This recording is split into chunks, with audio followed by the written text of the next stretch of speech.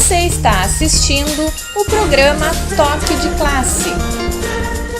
Bom, nós estamos aqui conversando com a psicóloga Marlise Real, que tem livros publicados, participações em várias conferências, palestras, e tem também sua própria clínica. Então ela tem uma experiência muito grande sobre o assunto. Ela está nos falando sobre alienação parental. Então nós gostaríamos de perguntar a ela como é que ela na clínica, ela reconhece esses casos, que são, como nós vimos aqui, gravíssimos, e também como é que pode encaminhar melhor estes problemas. E no caso, também quando ela não pode contar com o apoio da família, o que ela pode fazer? Bem, isso é bem importante, Marina, que tu colocas, porque assim, ó, eu já trabalhei com crianças pequenas, mas no momento eu trabalho mais com casais, famílias e nas terapias individuais, mas quando uma mãe consulta porque está com problemas com o seu filho e ela está magoada com o seu marido ou ex-marido, ela explicitamente nos conta isso.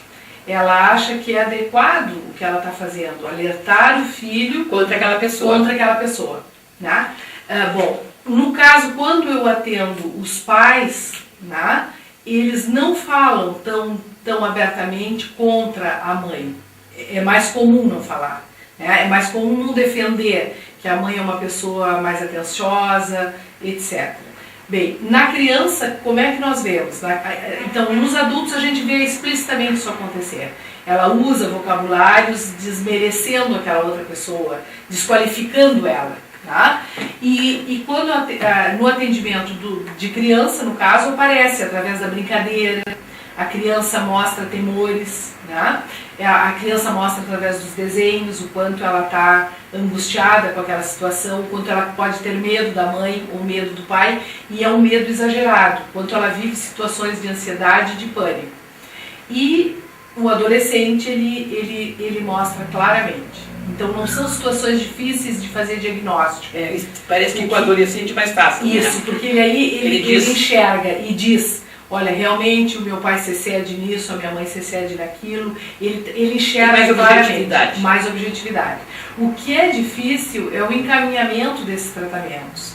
Porque quando nós colocamos para a mãe ou para o pai que eles é que estão prejudicando a criança agindo daquela forma, muito comumente esse adulto sai da terapia e nós ficamos de braços amarrados, não temos o que fazer. Então eu considero, e os profissionais que trabalham na área também, a maioria considera, que é de proveito que a gente trabalhe em equipe. Tá? Então, por exemplo, se esta mãe costuma ir no pediatra, a gente vê se o pediatra observou alguns comportamentos, a gente trabalhar junto com a escola, ver se está acontecendo isso, e também a gente poder contar com a parte jurídica. Né? Tu iniciasse hoje me entrevistando, falando da parte jurídica, com essa assessoria, esse apoio jurídico. Porque antigamente não estava isso não aí existia. selado em lei. Exatamente. E agora tem a lei. Agora tem a lei, e essa lei hoje, ela protege a criança e o adolescente. Então, até de casos, por exemplo, se realmente nós temos uma mãe que usa muitas drogas, um pai que usa drogas, que usa álcool, violento e que abusa, é diferente. Mas isso não precisa ser verbalizado para a criança, isso a gente vai afastar a criança do pai temporariamente para que esse pai se cure, para que essa mãe se cure e para proteger a criança. Né? Nesses casos, um pai abusador tem que se afastar. Aí que é a coisa complicada, né, Marlise? E como é que, por exemplo, apresenta para a criança a imagem, então, desta pessoa? Claro, é que um pai abusador, a criança sabe que sofreu um abuso, um maltrato, apanha muito, a criança sabe daquilo. E como que vai dizer para a criança, não, ele tem que compreender, como é que é isso? Não vamos pedir que a criança compreenda. Aí, no caso, a gente vai deixar ela desabafar esses medos e por medida preventiva, ela vai fazer, por exemplo, visitas vigiadas, com a presença de um adulto, pode ser a mãe, se for o pai, pode ser o pai, se for a mãe, a avó pode participar dessas entrevistas vigiadas, quando o adulto tem condições de conviver com essa criança. Em casos extremos, não vai se liberar isso. A criança vai crescer sem o convívio. a mãe não precisa reforçar o quanto o pai foi ruim. Sim, isso aí que eu estava querendo uma resposta. Não precisa reforçar. Deixa aquele mesmo ver. Ele vai ver. A mãe precisa proteger a criança de não falar mal demais e nem vai deixar assim. Né? E realmente quando se a criança questiona porque eu não vejo mais a mãe ou não vejo mais o pai, vai se explicar o básico de acordo à idade da criança. E já o púbere ou o adolescente, o púbere com 12, 13 anos e o adolescente com 15, 16 anos, ele próprio se dá conta que quando vai no pai, o pai não lhe dá a atenção necessária ou maltrata ele e ele próprio não quer ir. E aí vamos nos assegurar de que ele não precisa ir tantas vezes. Quando ele ficar mais adulto, ele enxerga melhor a situação, tem mais defesas, né? E aí vai poder visitar, vai poder conviver, porque ele aí próprio se defende, ele não precisa do adulto que defenda. Mas são situações mais extremas, né, Maria? Essa situação da alienação parental, ela é grave porque estas mães ou estes pais falam do outro coisas que não são tão verdadeiras. Às vezes temos bons pais que querem conviver com seus filhos e as mães dificultam por um problema pessoal dela, de ciúmes, não é? De querer, de egoísmo. Isso mesmo. Né? É isso mesmo. De posse daquele filho. E de não querer, por exemplo, se este pai já tem um novo relacionamento. Elas, às vezes, se referem a essa nova mulher como uma pessoa que não presta. Isso mesmo. Uma pessoa que não presta, uma pessoa desqualificada. E nem sempre é. Às vezes é uma boa pessoa. Bom, se ela for realmente uma pessoa desqualificada, esta mãe tem que tomar outras providências. Não essa de usar o filho ou falar mal. Fala mal e deixa o filho ir. Então é um drama para a cabeça da criança. Deixa ir por quê? Para cuidar se o pai está se relacionando. Sim. Tá? Questão de domínio, de poder, de espionagem. E em relação ao homem. Ou ele em relação a ela. Tá? Então, isso é que é o prejudicial. Porque nos casos sérios, um pai que maltrata ou uma mãe que maltrata, a própria área jurídica vai regular as visitas. Lembro que o caso, estou lembrando daquele caso daquela que matou a menina, na época, dois, coisa terrível, quer dizer, a outra tomar conhecimento que está sendo maltratada, então ela tem que procurar um recurso jurídico. Exatamente. Então aí o recurso jurídico vai proibir a visita, vai regulamentar essa visita, vai ser uma visita vigiada, né? Mas nós temos que avaliar se isso são coisas que realmente acontecem ou se é da cabeça da mãe porque ela está magoada, ou da cabeça do pai porque ele está com ódio daquela mulher. Vocês estão vendo, né? A coisa não é brincadeira, não. Me diz uma coisa, doutora Marlise, e em casos assim, vamos dizer assim, muito patológicos, qual é a condição que o psicólogo tem para salvaguardar a criança quando tem que contar só no caso da relação dela e da criança no tratamento? Pois bem, é exatamente assim, ó, nós temos que ter essa equipe, na verdade, tem que fazer essa rede de contatos com os outros profissionais, às vezes com a promotoria, com a escola e assistente social. Aí colocar-se perfeito, assistente social. É o assistente social que vai ir na família e vai observar aquele comportamento. Tá? E nós, psicólogos, podemos contar com as entrevistas que fazemos. Então vamos ver mais essa figura dos dois genitores, né? O pai e a mãe, vamos entrevistar e vamos nos animar a dizer que aquilo está sendo prejudicial à criança. Muitas vezes o profissional não se anima a dizer o quanto é isso, porque é sério tu dizer, olha, este pai não pode conviver com essa criança porque ele maltrata. Ou é sério afirmar coisas sobre a mãe, mas temos que poder afirmar e sermos determinados nesse conjunto de coisas que vão aparecer. O assistente social, o pediatra pode contribuir muito. Uma criança, por exemplo, que vai consultar e está machucada, né? Mas com a alienação propriamente dita, que é o desejo da mãe que esse pai seja visto pela criança como o desqualificado, é um trabalho mais difícil, porque essa mãe pode fazer isso diariamente em casa. E esse pai também. A criança vai ficar com um deles. Né? Então, quando está na casa da mãe, a mãe fala mal do pai. Vai na casa do pai, o pai fala mal da mãe. Então, isso é o desestruturante e esse é o trabalho mais difícil.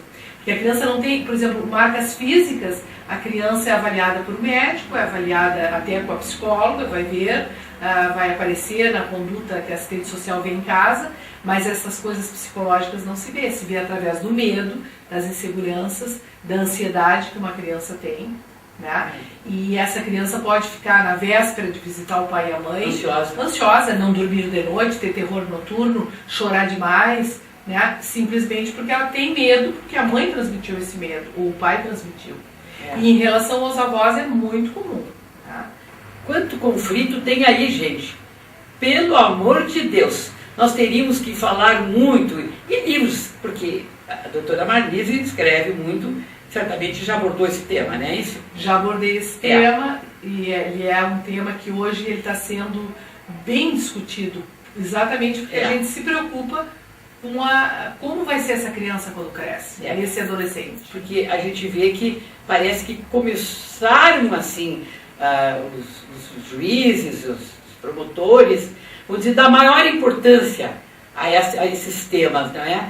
Porque está se sentindo que as leis estão mostrando o interesse por certos problemas que realmente estão por baixo, minando a sociedade, que a gente vê os resultados, mas não toma cuidado com aquilo que tem que ser feito para que isso não aconteça.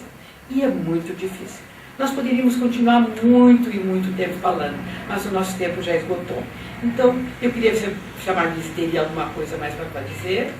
Eu só colocaria isso, que nós precisamos realmente entender que as crianças e os jovens precisam de ambos os genitores. Precisam desse cuidado, dessa proteção que é o adulto que dá. Depois que eles crescem mais, estão perto da vida adulta, aí eles já estão mais estruturados. Então eles podem enxergar com mais clareza determinadas coisas que acontecem no meio familiar sem se desestruturarem. Quando eles estão em formação, eles podem se desestruturar fácil. E é por isso que o jovem pode contribuir, não é a única causa, né, Maria?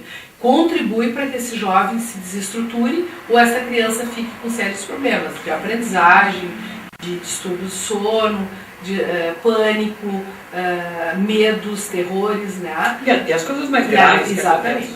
E tem crianças que desenvolvem na puberdade, por exemplo, eu não falei, como tu dissesse, é um assunto amplo. Na puberdade, o puber tem muitas coisas físicas, né? Do próprio crescimento.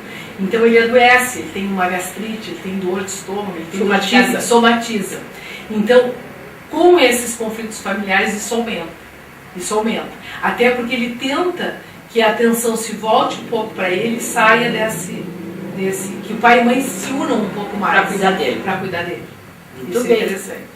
Muito bem. Nós queremos agradecer a doutora Marlise aqui por essa apresentação dela brilhante, não é?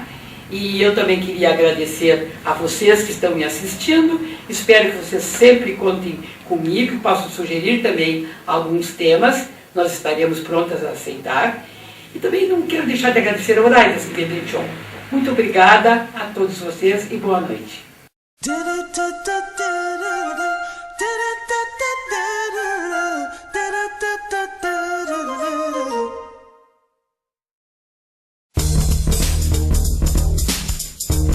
Programa Toque de Classe. Apoio SeuEvento.net. Seu evento a um clique. Um novo conceito em organização de eventos. Volare Eventos. Decoração e locação de materiais para festas. Desconto especial no mês de novembro. Antecipe sua decoração para 2013 e pague somente 10% de entrada. Promoção por tempo limitado. Faça um orçamento sem compromisso. Atendemos com hora marcada. Volare Eventos, realizando seus sonhos. Fotografia nos trazem ótimas recordações. Olha eu na balada com minhas amigas. No happy hour da empresa. Na formatura da minha irmã. E nessa só aproveitando o sofá novo. Em todos os momentos, a Flor de Canela foi minha companheira. Flor de Canela, vista esta moda. Aproveite os descontos de até 50%.